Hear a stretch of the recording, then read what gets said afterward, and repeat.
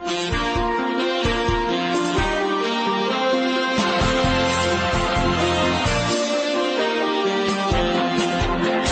World of Sport, written by Andy Hamilton, starring Neil Pearson as Trevor and Paul Reynolds as Sammy.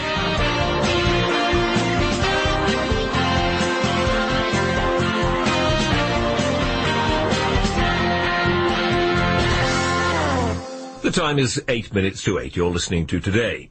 Now, the world of sport has become big money, and with the money, of course, comes concerns that we're losing sight of the lofty Olympian ideal.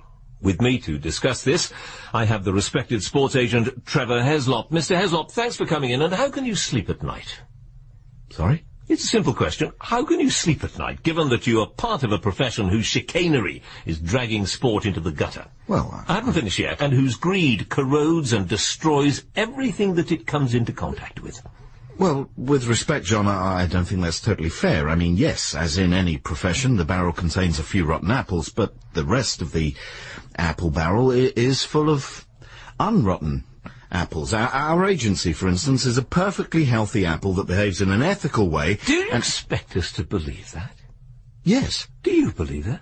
Yes. And yet, is it not the case that you have a business partner who's widely regarded as having the models of a hyena? Well, hyena is a little harsh, John. Sammy is... We're talking about Sammy Dobbs. Yes, Sammy is sometimes a little unconventional, but he is an entrepreneurial businessman. Well, that's as may be, but is it not also the case that you have been kicked out by your wife? What? Yes or no, Mr. Heslop? Simple question. This is my private life, huh? Yeah, yes or no? Well, yes, but on a point of fact, John, she did not kick me out. It's an amicable separation. Really? Yes, there's no one else involved. And is that information from a single source? What? And if so, is that evidence admissible? Oh, wait a second, this is a dream. Well, it may be a dream to you, Mr. Heslop, but I can assure you that to the people of this country, it's all too real. No, this is a dream. It is not a dream. It's a dream because although your voice is still John Humphreys, you've now got the face of Jennifer Lopez. So, John Humphrey's voice was coming out of Jennifer Lopez's face. And body, yeah. And that's when you woke up? No, Barry, I woke up a little after that when John stroke Jennifer started dancing towards me. It was all turning a bit too ambiguous for comfort. Good morning, TWOS Sports Stars. And you keep having this dream? Variants of it, yeah. It's always John Humphreys giving me a bad time, but what he changes into can vary, you know? Good morning. It was a Hoover 2 nights ago. I got sucked up into the bag. I'm afraid Sammy's not in yet, but I can put you through to his voicemail. The voice is supposed to be his impression of Gollum, so please do not be disconcerted. I have a recurring dream. I'm running up this long escalator, only the escalator isn't moving, and my legs get heavier and heavier. And I look up, and the escalator's getting longer and longer. That's not a dream, that's the Northern Line. Trevor, your wife phoned at 9:07. She said she will call back. Thanks, Heidrun. What about you, Theresa? Do you get recurring dreams? There was one I used to get when I was younger. I'd be in this field of rippling, tall, golden corn, and striding through the corn towards me, I'd see Elvis Presley. And then Elvis would reach out to me and... Let's talk about something else, shall we? Morning, wage slaves. Morning, Sammy. You're late in? Yeah, I took the long way round to avoid the charity collectors. Didn't want to get involved in another slanging match. Can you pass me my post, please, Barry? I'm expecting a humiliating climb down from Richard Branson over my so-called air rage. I think your dream is straightforward, Trevor. Do you? John Humphreys is you. You are asking yourself, what kind of man am I, who compromises himself on a daily basis and is no longer wanted by the woman he loves? This dream is clearly an expression of your acute sense of personal failure. I think that's a rather literal interpretation, actually, Heidrun. Dreams are more codified than that, if I remember my Freud correctly. Freud has been largely discredited. Most scientists no longer believe that sex is the driving force in human nature. No? Well, they need to get out more. Right, no letter from Branson, so it's time to play hardball. Hardball? That's going to involve being abusive to someone down a phone, isn't it? It's not abuse, Trev. It's assertiveness, which is linked to self-worth. You have to value yourself enough to give yourself permission to tell someone they're a tosser. It's psychologically healthy. It's what makes for a successful personality. Look at Gordon Ramsay. He doesn't bottle up his emotions. No, he inflicts them on everybody else. He expresses his self-worth. Ergo, he's a success. Saying ergo doesn't make things sound more convincing. You do know that, don't you? It's Latin. Yes, Latin for I'm talking bollocks. Trev, Meryl's on the line for you. All right, I'll take it in my office. Just think, self-worth, Trev. Got it. So, Heidrun, how are you this third morning? I'm fine, thank you. And your partner? How's she? She's also fine. Oh, still away filming on location, is she? Yeah. Well, if you ever find yourself feeling a bit lonely of an evening, you can always ring me. No, it's fine. If I get that lonely, I will ring the Samaritans. Nice one. Yes, very droll, wasn't it, Barry? Incidentally, I think you'll find the toilets packed up and will need your magic touch. It's all right, I've called out the plumber. Plumber? Oh, right, of course. I forgot it's National Extravagance Week. So, you reckon my escalator dream is straightforward, Heidrun? Yep. You want me to come round tonight? Yeah, just for a chat. All right. What about? It's not stuff I want to talk about over the phone. Okay. Will Toby be there? No, he's at Mum's for a couple of days, thank God. He's so moody, I daren't say anything to him. Well, that's all the hormones kicking in, isn't it? It's a weird time for a boy, you know? Your life becomes a drama that's played out almost entirely in your trousers. It's just something he has to go through, that's all. It's just a phase. Well, it certainly generates a lot of laundry. Can you pop round about 7? Sure. What, and maybe stay for something to eat and a chat? No, sorry, I've got people coming. Oh, right, My poetry group. right. That's nice. Yes, it is. You sure you don't want to give me an idea of what... No, not really. Okay, fine, no problem. See you at 7. Okay. What is all that about? Yep, Ted Spicer for you. Ted Spicer. Okay, put him through.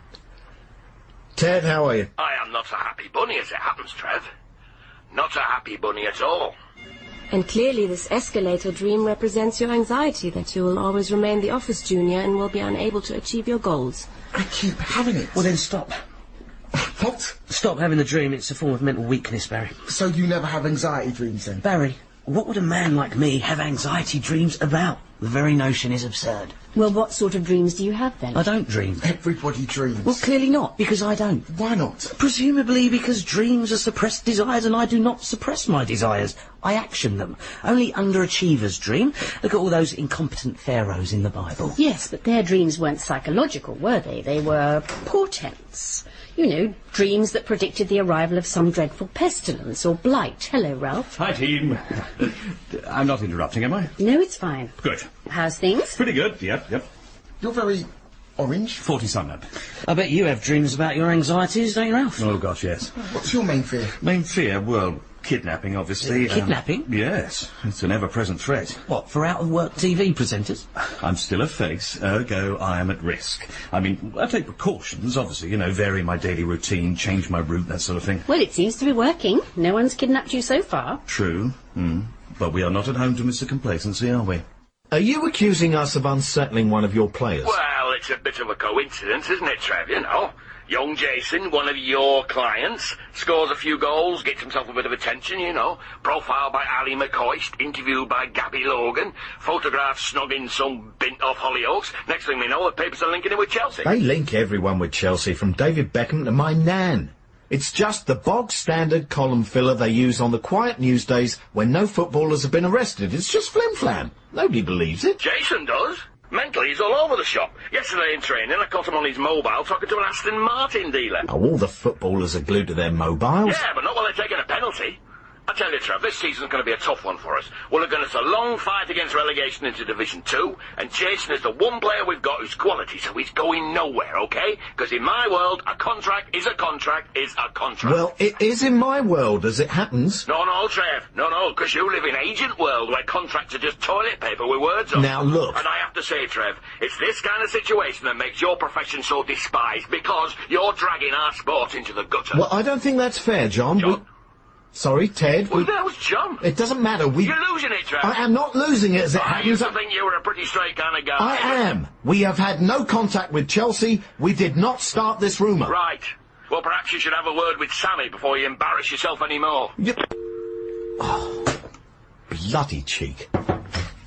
Trev, can I have a moment? What? Well, it's about this audition on Thursday as presenter of this new series on Channel 5. Yeah, Oh, you remember? I got the gig after I bumped into that producer at a charity golf day. Isn't showbiz marvellous? Yeah. Anyway, it's a religious series and... Religious? Yes, why? Well, you know, it's just... You're not a religious person. No, but I could be. Of course you could. It's a very exciting project, Trev. It's going to mix reality genre and game show formats to look deep behind the mysteries of all the various religious faiths. Uh-huh. It's called Beyond Belief. Yeah, that sounds right. Yeah, but the only fly in the ointment is, well, for this audition, they're expecting me to pay my own travel expenses. Right. I mean, it's not about the money, obviously. It's the principle, isn't it? And the precedent, of course. I mean, if I agree to this, you know, it could ripple through the entire industry, and before you know it, no one will be getting any extras at all. Exactly how much would these expenses be? £5.20p. Your tube fare, in other words. Yeah. You know what, Ralph? On this occasion, on balance, I'd leave it. Yeah, you're probably right. I don't want them getting the wrong impression about me. No. Was that all? Well, there is one other thing. Yeah. And of course Jung argued that dreaming is therapeutic. Therapeutic? He said dreams were the brain's way of processing emotional problems, and that anyone who didn't dream would end up mentally disturbed. Well, I'm living proof that he's wrong, aren't I?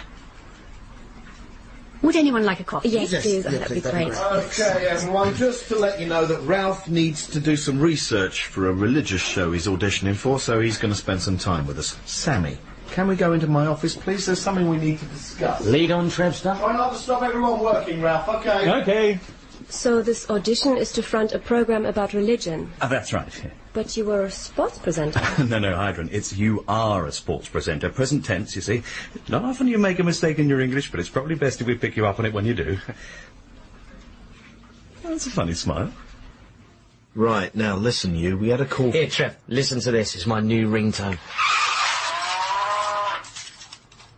Brilliant, isn't it? What is it? It's a cow being hit by a truck. There's a whole catalogue of sound effects. I found it really hard to choose. It was between this and a female orgasm. Do you want to hear a female orgasm? If only for old time's sake. No. Listen, Sammy, Ted Spicer rang. Hello? It's your wife. All right. Hiya. Hiya. I meant to ask, when you call round tonight, can you... Is that a woman? Yeah, she's having sex with a chicken. And a baboon. What? It's just Sammy mucking about with his ringtones. Right. Well, it's good to see you're all keeping so busy. Who's the daddy? Will you pack it in? I hear that one by accident. Just stop, okay? Sorry, you were saying? Could you pick up some bread on the way round tonight? A couple of loaves. It'd be really helpful. Couple of loaves, no problem. Cheers. Bye. Bye. Was that Meryl? Yeah. Asking you to do shopping? I'm happy to do it. Because you crave approval. You're an approval junkie, Trev. And that's no way to live your life. You want to be like me. I don't need the approval of other people. No. Well, that's probably just as well, isn't it? And by the way, you've got to stop trying to play the role of devoted hubby. You have to move on from Meryl, Trev. I tell you, the best thing you could do is just to flush her out of your system by spending a couple of nights with some really mucky women.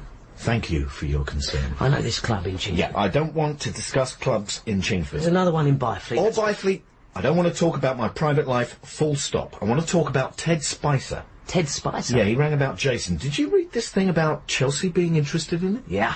Good, isn't it? Is it? Good for his career. Is it? Or what are you, the is-it bird? Jason's always seemed happy where he is. No, but that's before he knew Chelsea were interested. But that's not true, is it? Well, there must be something in it. You know what they say, Trev? There's no smoke without... An arsonist. I'm picking up a bit of a signal here. So, this religious series you're up for, when's it scheduled to go out? End of October, in theory. You know, atrocities notwithstanding. And what does the programme involve exactly? Well, it's got a variety of elements, but, my favourite is this section where a Catholic priest, a Buddhist monk and a Muslim cleric have to cooperate to renovate a farmhouse in the Algarve. And there's a viewer's poll to vote one off week by week, and the one who survives till the end wins a cruise in the Caribbean. It's what they call a hybrid format. Is it? Yeah. And at my audition, apparently, I'm going to be interviewing the Muslim cleric. Have you ever interviewed any Muslims before? Only Ronnie O'Sullivan. That was mostly about the snooker. But, I've been reading up on it all. You know, I got one of those DIY Islam books. Skimmed through that, got the feel of Islam, but it's mostly hygiene. I mean, I'm oversimplifying slightly. No, not slightly. But what I need from you lot is practice at sharpening my interviewing technique, so that I don't come out with anything inappropriate. You're all doing a funny smile now. Did you or did you not speak to any journalists? I have to speak to journalists, Trev. We need journalists. Journalists are the remora fish that swim alongside the great white shark of commerce and feed off the organisms on its skin. It's a mutually beneficial relationship. You've been reading the National Geographic again, haven't you? Look, all I'm saying... Just answer my question, Sammy. All right. During a casual conversation with a journalist about Jason, I may possibly have made an innocent mention of Chelsea. An innocent mention of Chelsea. Purely as an abstract concept. Yeah. Allow me to explain. This had better be good. It's going to be good. Good. The morning after Jason got his hat-trick, Reg Hartley from the Mirror rang me in a purely social context, and we got chatting about Jason and how he looked like a prospect. And Reg said, wouldn't it be great for the lad if someone like Chelsea came in for him? And I said, yeah, it would be great if someone like Chelsea came in for him, but we must remember that the boy is under contract. Next thing I know, I've been anonymously misquoted. He's taken my words out of context. Basically, I walked right into his trap. You walked into his trap? Yeah, and I won't be as trusting next time, Trev, I can tell you that now. Although, by a happy accident, my naivety may have strengthened our hand in Jason's upcoming wage negotiations. Except that if Jason keeps underperforming because he's unsettled, then he'll get dropped, and before we know it, we'll be negotiating his wages with Accrington bloody Stanley. Which is why we have to spell it out for Jason, in words of one syllable, that Chelsea do not want him. OK. Of course, yeah. Look, mind you, we don't know that for sure, do we? What? OK, so, Theresa, let's just pretend that you're a guest, talking about your beliefs on Beyond Belief. Will this take long? With me, I have Theresa. Now, Theresa, you're a Christian, aren't you? What does that involve? Well, it involves an awful lot of things. I bet it does. Can you give us some examples? Well, it involves trying to lead as good a life as possible according to God's laws as laid down in the Scriptures. And you feel it's important to obey these laws? Yes, I do. And why is that, specifically? Well, because if you don't, then you go to hell, where you scream in eternal agony as you're tortured in molten fire by sadistic, flesh-ravaging demons. Yes. Actually, that's probably a little bit over-specific. Wouldn't have to be dealing with this rumour if you hadn't All I'm started. saying is that maybe I'm not the source of this rumour. Maybe it's come from Chelsea. From Chelsea? Yep.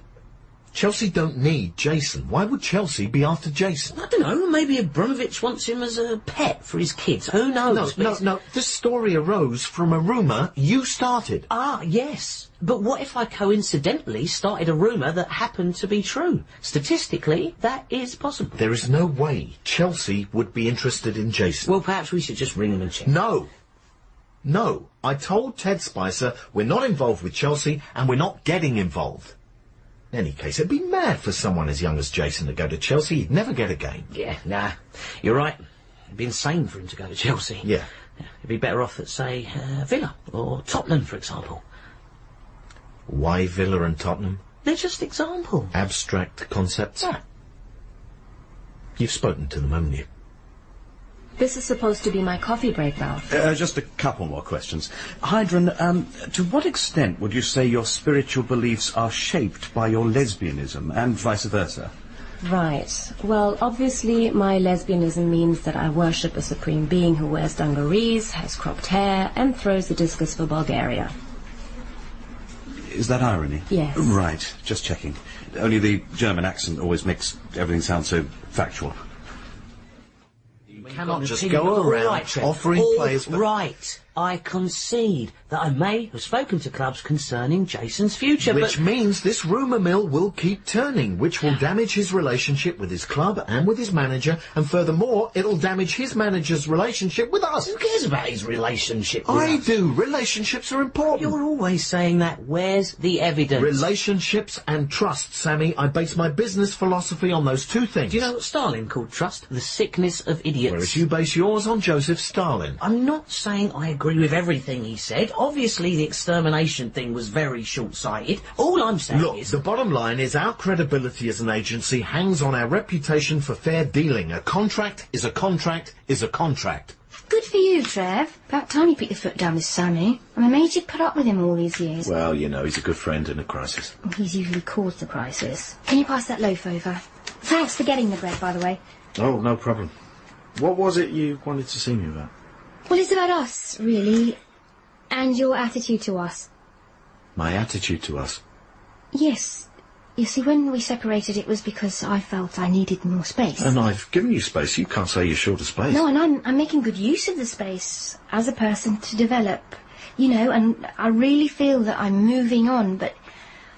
Well, I'm beginning to wonder whether we should formalise this break, because I feel I'm moving on, but I feel guilty because I sense you're not moving on. No, I'm moving on as well. Really? Oh, definitely. Moving on. Having already moved on quite a distance, so... it's probably best not to formalise anything because it might interfere with the momentum of the moving on. So you feel you are moving on? Good God, yes. What, emotionally? Emotionally, absolutely. Huge advances being made. I'm very pleased with how it's all going. Can you give me an example of how you're moving on emotionally? I'm doing evening classes. Oh, right. In what subject? Haven't decided yet, but emotionally I have committed to evening classes. So don't worry, you're moving on and I'm moving on alongside you. Not too close, but in parallel. Good, good. So you don't find yourself brooding about me or anything? Not at all. Life's too busy, honestly. In fact, whole weeks go by sometimes. I don't give you a moment's thought. Oh. I see. That's good to hear. You'd best be headed along now, Trev. I don't want to keep you from your busy life. Well, no, when I say whole... Off you go, Trev. Stop worrying about you now. And the time is 11 minutes to 8. You're listening to Today. I'm talking to the sports agent Trevor Heslop, who is useless. Well, with respect, John, I feel useless is a little... I put it to you, Mr. Heslop, that you're a coward who can't stand up to his business partner and who desperately appeases his ex-wife because he's terrified of losing her. So, which is it? Are you a man or a mouse? No, you can't rattle me, John, because I know this is a dream. Man or mouse, Squeaker? It's a dream. Let's put it to our studio audience, shall we? What? Today doesn't have a studio audience. We've done down. No, I'm not falling for any of this. This is all a dream, and I'm just going to make myself wake up. And that was when you woke up? No, I woke up when John Humphreys turned into a giant cat. What have I got this morning? Jason at 9:30. Morning, Trev Meister. How are you? Morning, Heidrun. And, Ralph seems to be here again. He was worried about not being sufficiently youth-orientated, so he's experimenting on Barry, only I think the experiment is inhumane. I'd pay money to see this. As a young person, Barry, what is your attitude to religion? Do you feel it's minging, or do you think respect? What? I'm keeping it accessible. You're right, Sammy. You're making me a bit nervous standing behind me like that. I know. Barry, religion-wise, how would you define yourself? I'm an agnostic. Like me? No, Sammy, agnostic is a don't know. You don't believe in the existence of God. Atheist is the word for that. I don't believe in pixies. Is there a word for that as well? Actually, Sammy, do you mind? Look, Trev, can you tell Sammy to stop... Yeah, come on, Sammy. Jason's on his way up. Thank you. Sorry about that, Barry. Okay, Barry, you say you're an agnostic. Where does the war on terror fit into that? What's the war on terror got to do with it? Well, I'm not sure. You're sort of expected to work it in somewhere.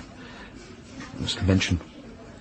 So, we got you in, Jason, to clarify certain things, but actually, could you stop playing with your mobile for a sec? Oh, sorry, Trev. Right. I just took a photo of you, see?